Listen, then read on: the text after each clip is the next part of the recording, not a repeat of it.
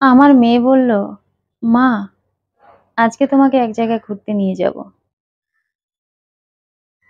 আমি তো মনে মনে ভীষণ খুশি। আমি অবাক হয়ে জিজ্ঞেস করলাম, "কোথায় যাব রে মা?"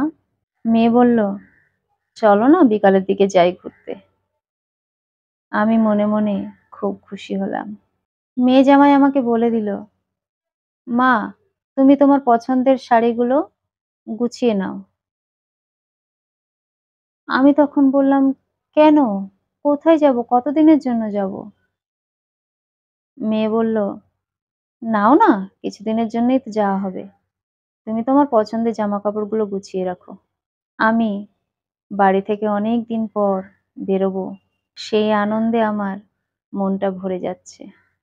আমার একটা মাত্র মেয়ে, তাই মেয়ের বিয়ের পর আমি আমার বাড়িতে থাকলেও আমার যখন ৬০ বছর বয়স হয়ে গেছে, তখন একা একা কিছু করতে পারছিলাম না। তাই মেয়ে জামাই ওদের কাছে নিয়ে এসে রাখে। কিন্তু ২-৪ বছর যাওয়ার পর মেয়ে জামাইয়ের স্বরূপ আমার চোখের সামনে পরিষ্কার হয়ে যায়। আমার ২ টো নাতি-নাতনি। তারা আমাকে ভীষণ ভালোবাসে। কিন্তু মেয়ের ভূমিকা যেন মাঝে, মাঝে আমার মেয়ের মতো মনে হয় না। ছেলের বউরা যেমন শাশুড়ির সঙ্গে করে, আমার মেয়েও তাই আমার সঙ্গে করতে থাকে মাঝে মধ্যে। আমি বুঝতে পারছি ওর ঘাড়ে আমি বোঝা হয়ে গেছি। কিন্তু আমি চাকরি করতাম একটা সময়। সেই পেনশন আমি পাই। পেনশনের পুরো টাকাটা মেয়ের হাতেই তুলে দিই। এখন আমার ৭০ বছর বয়স। মেয়ে জামাই কোথাও ঘুরতে গেলে কাজের লোককে বলে যায় যে আমাকে যেন দেখভাল করে, কয়েকটা দিন যেন আমার কাছে থাকে। ওরা ওদের মতো ঘুরতে চলে যায়। আমাকে নিয়ে যায় না। আজ এত বছর পর হঠাৎ মেয়ে আমাকে ঘুরতে নিয়ে যাবে বলছে।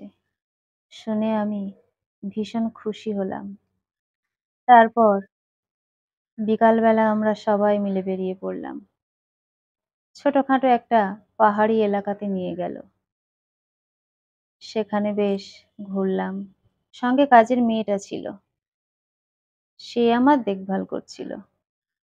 তারপর সন্ধ্যার দিকে আমরা সেখান থেকে ফেরার পথে একটা জায়গায় মেয়ে-জামাই তাদের গাড়িটা থামালো।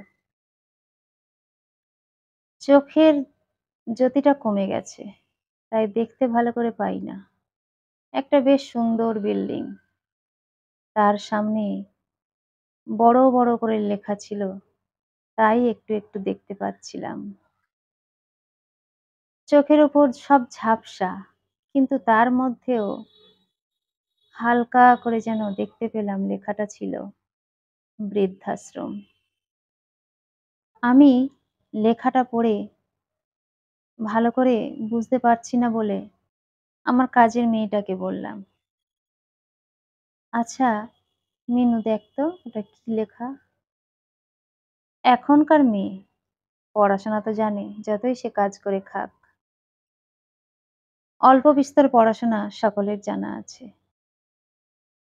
ও পড়ে আমাকে বলল, "মাসি, এটা বৃদ্ধাশ্রম।" আমার চোখ দুটো ছলছল করে উঠল। মেয়ে সামনে বসেছিল। মেয়েকে জিজ্ঞেস করলাম, "মা, আমাকে বৃদ্ধাশ্রমের সামনে কেন নিয়ে এসে থামালি?" মেয়ে বলল, "তুমি আজ থেকে এখানেই থাকবে। আমরা দুজনেই চাকরি করি। তোমাকে দেখার খুব অসুবিধা হচ্ছে। তোমার নিজেরও তো খুব কষ্ট হচ্ছে না? তাই এখানে থাকলে তুমি সবার মাঝখানে থাকবে। সবাই তোমাকে দেখভাল করবে।" আমি আর কিছু বললাম না। অনবরত যেন চোখ থেকে জল গড়িয়ে আসতে লাগলো। আমি আমার জামাইকে বললাম, "বাবা, আমি তো পেনশনের সমস্ত টাকা তোমাদের হাতে তুলে দিই। তাহলে আমাকে বৃদ্ধাশ্রমে রাখার ইচ্ছা কেন হলো তোমাদের? আমি কি তোমাদের কাছে বোঝা হয়ে গেছি? আমি যা পেনশন পাই তাতে আমার সর্বক্ষণের একটা কাজের লোক রেখে দেওয়া যায়। সেটা না করে তোমাদের কাছ থেকে, আমার এই ছোট, ছোট নাতি-নাতনিগুলোর কাছ থেকে আমাকে দূরে সরিয়ে দিচ্ছ বাবা। জামাই তখন একটা কথা বলল, যেটা শুনে আমি আর কিছু বলতে পারলাম না।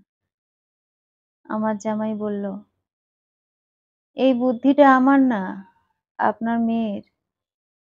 আপনার নিজের মেয়ে আপনাকে সহ্য করতে পারছে না। সেখানে আমি তো পরের ছেলে।"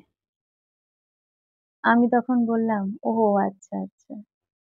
আমার মেয়ের তাহলে ইচ্ছে ছিল।" গাড়ি থেকে নেমে আমরা বৃদ্ধাশ্রমেই ঢুকলাম।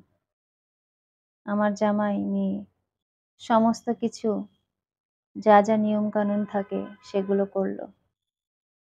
করার পর আমাকে একটা ঘরে নিয়ে গেল। সেখানে সবাই রয়েছে। নাতি-নাতনিগুলো আমাকে প্রশ্ন করছে, "দিদা তুমি কি আজকে থেকে এখানে থাকবে?" আমি বললাম, "হ্যাঁ বাবা, আমি এখানেই থাকবো।"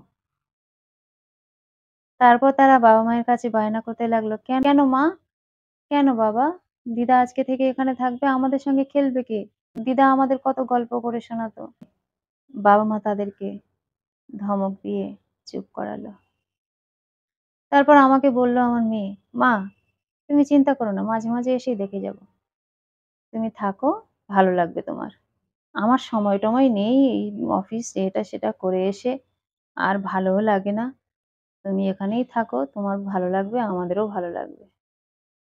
আমি তখন মেয়েকে বললাম, "বুঝলি মা, যখন তুই ছোট ছিলি না, স্কুলে যখন পড়তিস, তখন আমরা মানে আমি আর তোর বাবা মিলে ঠিক করেছিলাম, আমরা আর সন্তান নেব না। কারণ আরেকটা সন্তান নিলে আমাদের মেয়ের ক্ষতি হতে পারে, পড়াশোনার ক্ষতি হতে পারে। কারণ আমি তো মা, আমি তো তাকে সবসময় দেখভাল করি। আবার যদি একটা সন্তান নিই, তখন তার পিছনে আমার পড়ে থাকতে হবে।